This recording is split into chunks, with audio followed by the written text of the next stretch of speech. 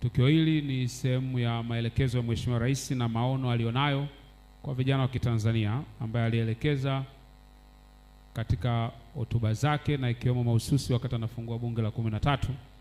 Alielezea anataka kuona vijana wakiwa sehemu ya msingi ya majadiliano katika upangaji wa sera, mipango na sheria zinazowahusu pia. Niwashukuru kwa kujitokeza kwa wingi sana. Naomba mjipigie makofi. Mmejitokeza kwa wingi sana. Wana wengine wamekosa nafasi, wamesimama, wengine wako kule nje wanachungulia. Hii ni ishara kwamba tukufanya makosa kuileta vijana platform Singida. Tulifanya maamuzi sahihi. Hongereni sana.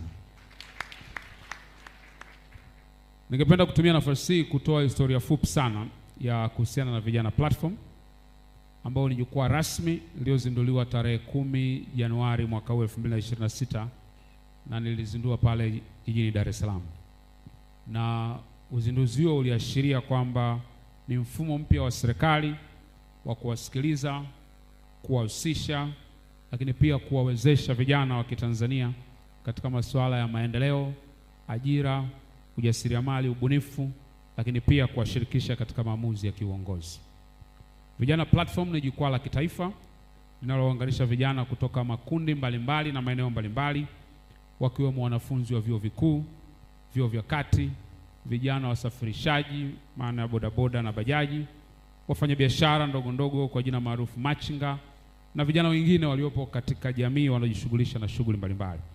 Dhamira ikiwa ni kuwasaidia na kuwapa nafasi waweze kutoa mawazo yao, lakini pia waweze kushiriki katika majadiliano ya sera ambazo serikali inaziandaa na kuzitunga, lakini pia tukiwapa nafasi ya kupata fursa za kuweza kuwasaidia kujikwamua kiuchumi, na kwa umuhimu sana kuwapa fursa ya kushirikiana na serikali na wadau wengine katika kujenga mustakabali wa vijana katika nchi hii. Malengo makuu ya vijana platform ni pamoja na malengo 5 yafuatayo.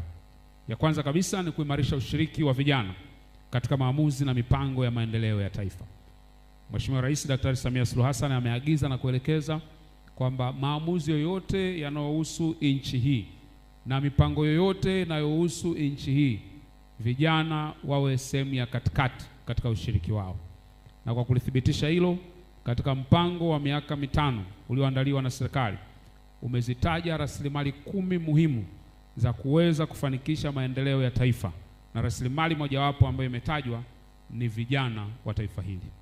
Kwa maneno mengine, vijana katika nchi hii sio umri tu, sio idadi tu ya watu. Vijana katika nchi hii ni nguzo muhimu ya kubadilisha taswira na maendeleo ya taifa letu.